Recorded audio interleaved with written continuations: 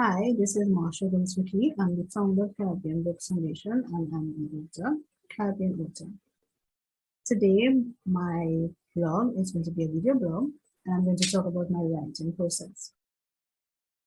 Two things. The first thing is that I always schedule my writing.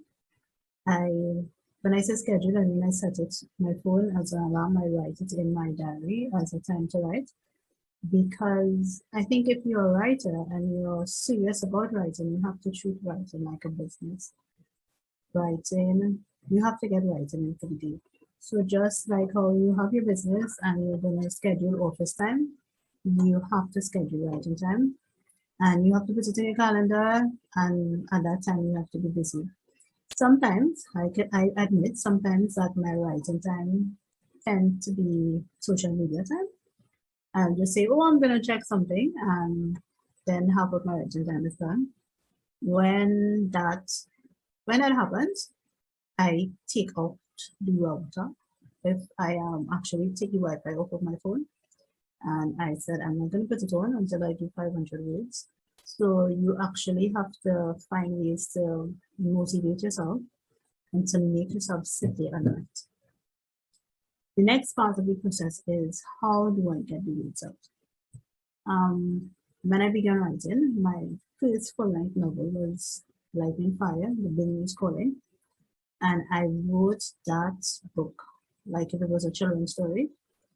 I wrote the entire book with no planning. It was one of the only books that I've written like that. I would just sit at the appointed time and I would write. And the entire book was a surprise.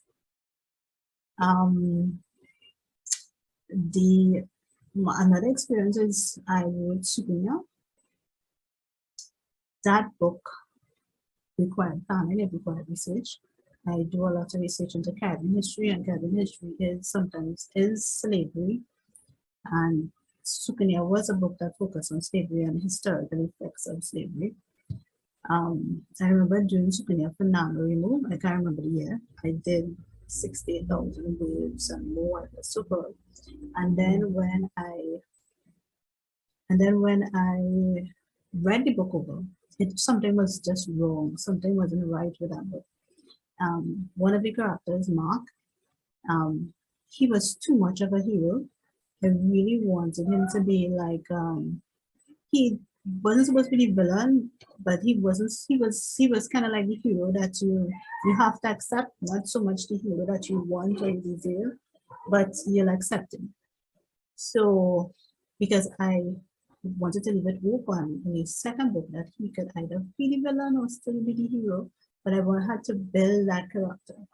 So I felt that that character and what I wanted out of him, the emotions I wanted people to generate when they read him, was not right on the paper. And the storyline, something wasn't adding up. So I deleted at least 45,000, not 60,000 words. I just could not fix it, couldn't fix the book.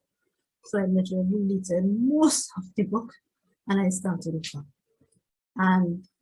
And I think that made a difference in the book. The fact that I was willing to say, you know what, this is just not something right, I need to start over. Other books, I do a detailed plan. I do a detailed plot. I make sure I walk through the plot. I do everything with the plot. And then when I write, I tick off. So I have a list. I have a character list. I have everything but the character, like a plot. And as I go through writing the chapter, I tick off, I tick off, I tick off, and I finish the story. And that helps the story go through. What I am comfortable with and what I love is actually a combination of the two. When I think of a story, I start to write. And I write as much as I can without planning. So I just let the story flow. But as soon as I get writer's block and I stick, I pull out my book that I planned, I pull out my book and my notebook and I write it out. And I just watch it up and say, okay, this is the plot that I've already written, and I continue the plot. And I found that, and it took me a while to find that that style. It's not a style that I just said, okay, I'm a writer and I'm gonna have that style. I actually went through a few different styles, and now I'm comfortable with this style in the way that I have a story, I just write. And then when the writer's block come in, I plan. And now that's when I take a few days and I plan, I go back to the story and I keep watching my notes and going back, then it flows. So a lot of people ask me, how do you start writing? You schedule a time to write and you just write. You have to write. If you want to publish a book, you have to write. You have to write that book. Or you can find somebody to help you write a book. But at the end of the day, the book needs to be written. And then when you schedule time, you need to have some kind of plan. If you could write without a plan, lovely. If you need a plan, it's also lovely. There's no one way to write a book. What I try to do is give my best to my writing. And for me, it's getting up early in the morning, because the first thing I do in the morning is usually the best.